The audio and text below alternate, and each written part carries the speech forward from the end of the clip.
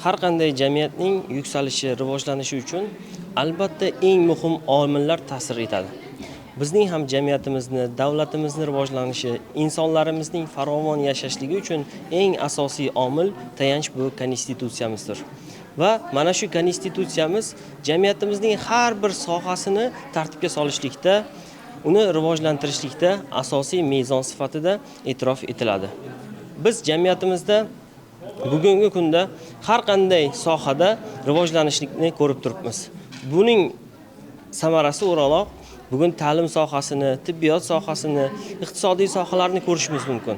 Va mana shu sohalarning barchasi konstitutsiyamizda o'z ifodasini topgan. Yangi tahrirda qabul qilingan konstitutsiyamizning e'tirofga loyiq jihatlaridan bittasi bu konstitutsiyaga aynan pedagoglarning maqomi, ustozlarning darajasining e'tirof etilishligi asosiy jihatlardan biri hisoblanadi. Ustozlarni e'tirof etgan, ularni huquqlarini himoya qilgan, ularni har jabhada yuqoriga ko'targan jamiyatning kelajagi albatta buyuk bo'ladi. Shu jumladan O'zbekiston Respublikasi konstitutsiyasi ham ustozlarning asosiy tayanchi va ularning himoyachisi hisoblanadi. Aziz yurtdoshlar, konstitutsiyamizning qabul qilinganligining 32 yilligi bayrami bilan barchangizni muborakbod etaman.